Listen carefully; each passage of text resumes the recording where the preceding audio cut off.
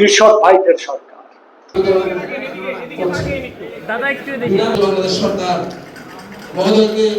একটা উদাহরণ আপনি দিতে পারেন, এই সরকার ক্ষমতা আসার পরে প্রথম যে কাজটা করেছেন, প্রথম ক্যাবিনেট মিটিং এ যে কাজটা করেছেন, সেই কাজটা হলো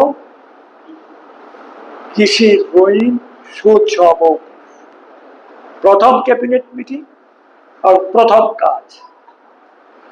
তার মানে এই সরকার আপনাদের সরকার, কৃষকদের সরকার। আপনাদের কৃষি কার্ড কালকে থেকে বিতরণ উদ্বোধন হবে এবং সারা বাংলাদেশ পাবে। কৃষকরা কিন্তু আমাদের কলিজার টুকরা। কারণ আমার কৃষক ভাইয়েরা যদি এক বছর উৎপাদনকে বন্ধ রাখে, হরতাল করে, স্ট্রাইক করে আমরা চাষাবাদ করব না, পৃথিবীর কোনো শক্তি নাই যে এক বছরের চাউল ধান আমাদেরকে সরবরাহ করবে। পৃথিবীর কোনো শক্তি নাই। মাঝে মাঝে সে একটু শর্ট হয়, এই শর্টটা মিটানোর জন্য সরকার আগে যারা ছিল হিমশিম খেতে হয়েছে। আর কৃষকরা যদি তাদের কাজ বন্ধ করে দেয় তাহলে কি অবস্থা হবে? কৃষকরা আমাদের কলিজার টুকরো, কৃষকরা আমাদের জীবনের অংশ।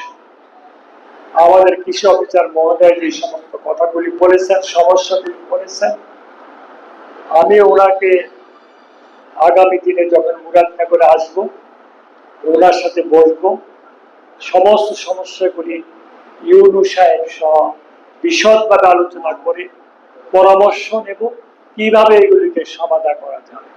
ইনশাআল্লাহ আমি তো আপনাদের খাদেম, আমি তো আপনাদের কামলা, আমার কাজ হলো আপনাদের কাজ করা।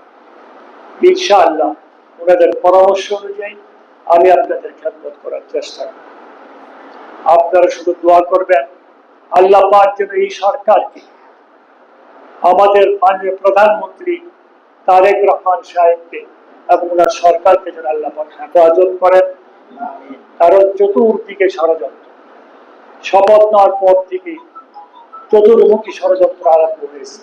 আল্লাহ পাক যেন হেফাজত। কারণ তারা করতেছে আপনারা জানেন, তারা কি না করেছে, এখন কি করতেছে আপনারা জানেন। তবে আল্লাহ যা চান তাই হয়।